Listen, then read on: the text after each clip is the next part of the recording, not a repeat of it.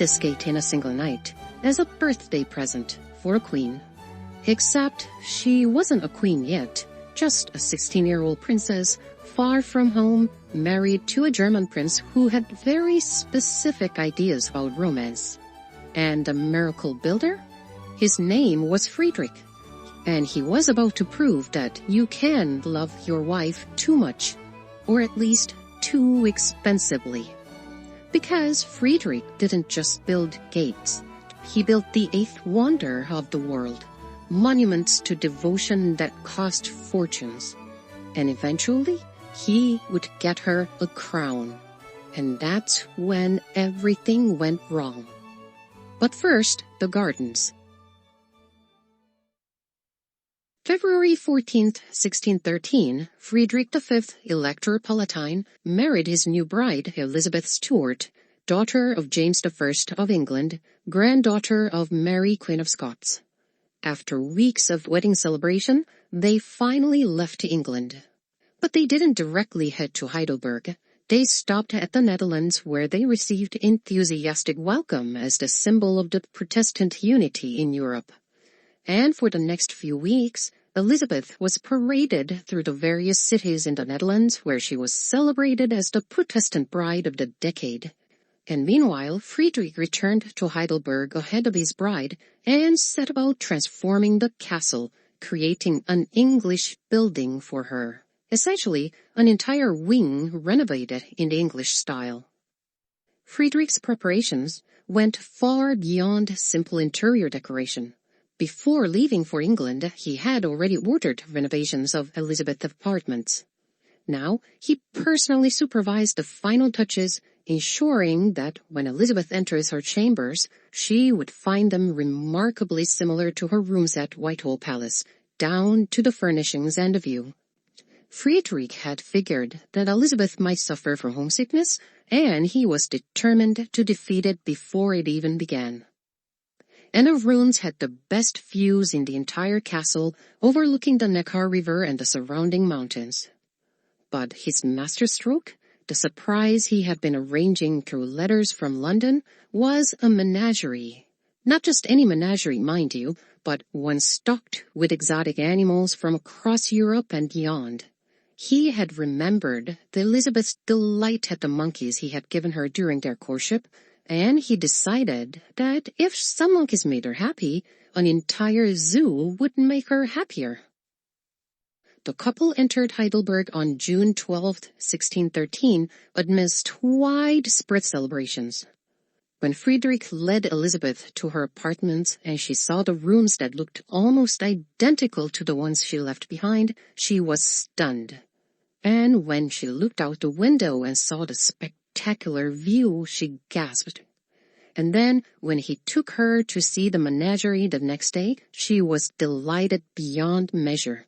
And with this beginning, Elizabeth seemed to settle into life at Heidelberg quite happily. Contemporary accounts describe them as genuinely in love. They called each other by pet names that would make modern readers cringe, the 17th century equivalent of Sweetie Pie and Snookums. Elizabeth was generally popular, and this popularity only grew when she gave birth to a son, Frederick Henry, on January 1st, 1614. Elizabeth brought energy and life to the rather staid court of Heidelberg. She was informal with servants, generous with gifts, and possessed of the sort of effervescent personality that made even mundane activities seem festive. But not everyone appreciated this, of course. Some of the more conservative courtiers found her less than dignified. Others disapproved of her lack of German language skills. And to make matters worse, when the courtiers suggested she learn German, she seemed reluctant. "Why should I?" she reportedly said. "Anyone important speaks English or French." And of course, this did not endear her to the German-speaking courtiers who apparently didn't count as anyone important. And then there was also the delicate matter of precedence. Recall that during the marriage negotiations, King James had made Friedrich promise that he would end the regency, and that Elizabeth would take precedence over his mother, Louise Juliana of Nassau, in the Palatine court. And Friedrich had promised this quite readily back in London. He was ready to promise just about anything to marry Elizabeth, and after all, his mother was safely hundreds of miles away. But then, now that they are back in Heidelberg, Friedrich needed to make good on those promises. So, soon after they came back to Heidelberg, Friedrich began his personal rule, ending his mother's regency. Now, Louise Juliana of Orania-Nassau, Dowager Electress Palatine and Friedrich's mother, had been running the Palatinate during her son's minority. She had done quite well at it too. The Palatinate was stable, prosperous, and Protestant. Louise Juliana had navigated the complex politics of the Holy Roman Empire, maintained her late husband's alliances, and raised Friedrich to be someone she could continue to guide. And now here came this English girl, still just 16, speaking no German, and carrying herself with the particular confidence of someone who had grown up at one of Europe's most powerful courts. The sources don't record what Louise Juliana said when she first met Elizabeth, but we can imagine her thoughts. This is the girl who will replace me? Nonetheless, Louise Juliana graciously accepted the end of the regency. She was, after all, a reasonable woman who had expected this day, and now that her son is grown up and married, she could pass on the governance to him. Not every mother is like Maria de' Medici, mind you. But then, that was not the end of it. With the regency ending, Friedrich declared that his wife Elizabeth will take the precedence in court over his mother. And for Louise Juliana, the household presidency issues down. For several months, mother and son were somewhat estranged, requiring Friedrich to perform considerable diplomatic gymnastics to repair the relationship. But Friedrich, bless his heart, had a plan. When faced with conflict between his mother and his wife, he would simply ignore it and build things, expensive things, romantic things, things that would make Elizabeth happy and hopefully distract everyone from the mounting political crisis that was about to engulf Central Europe. Starting in 1614, Friedrich set out to build a garden for his wife. Not just any garden, mind you, the greatest garden in Europe, the Hortus Palatinus. Back when he was visiting London for his marriage with Elizabeth, Friedrich had met an engineer and an architect named Salomon de Gaulle. He was originally from France, but being a Huguenot, he left France and came to London to work on various projects for James I. He had worked on several palaces, and Friedrich had noted that Elizabeth was quite fond of the gardens he created. So, of course, he wanted to create one in Heidelberg. The Heidelberg castle was located in steep, mountainous terrain, so creating a large garden was not an easy task.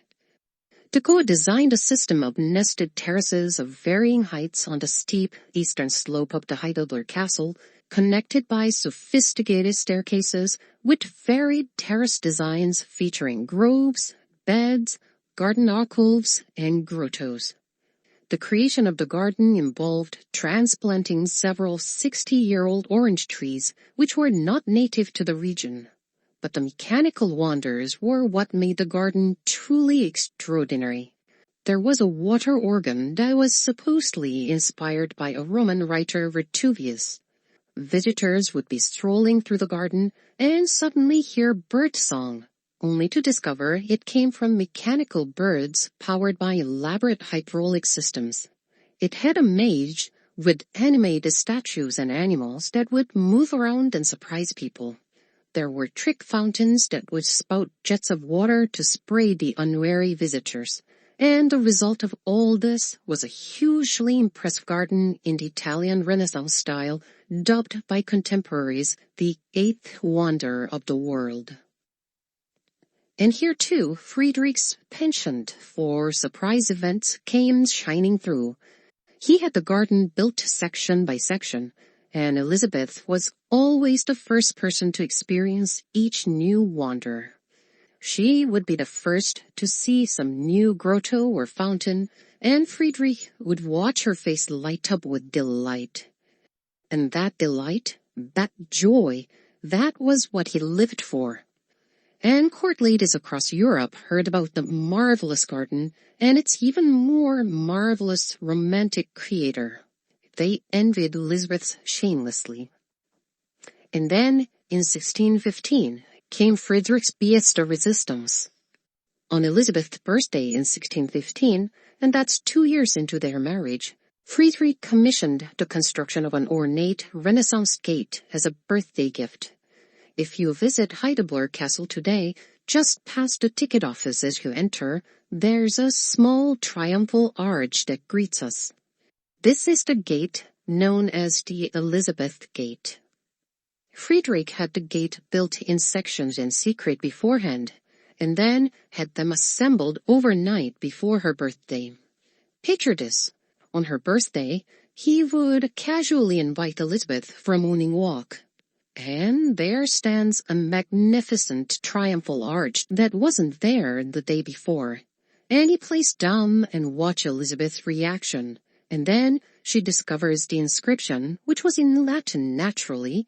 Friedrich V erected this gate for his much-beloved wife Elizabeth in the year 1615.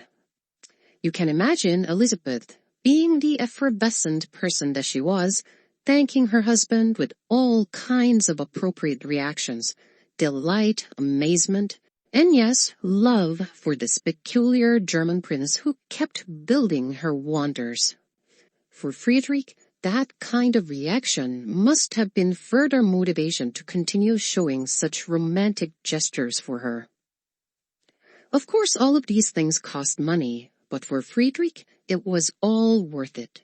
The Chancellor, Christian I of Anhalt-Bernburg, once made the mistake of commenting that Elizabeth was spending too much money on entertainments and decorations. Friedrich's response was immediate and uncharacteristic.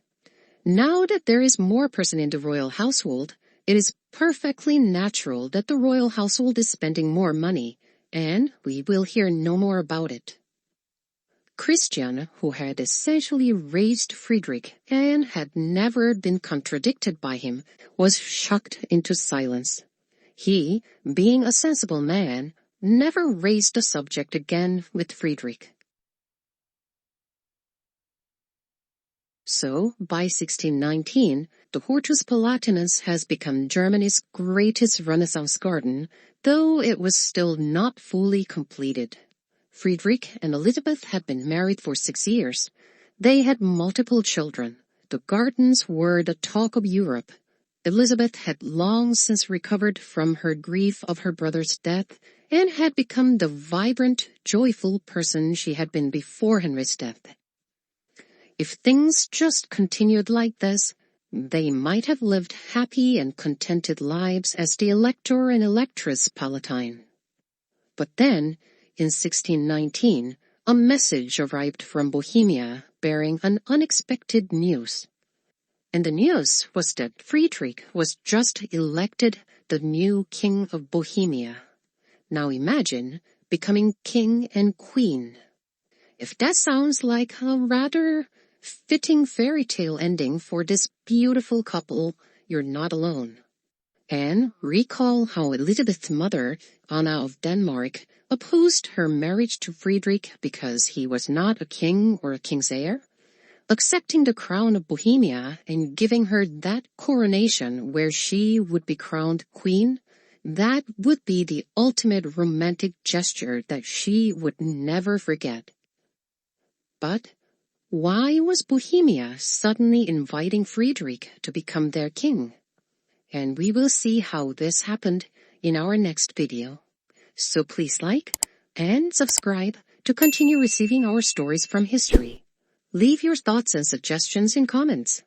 Also, check out our other videos for the stories from other countries and periods. It really helps a small channel like us.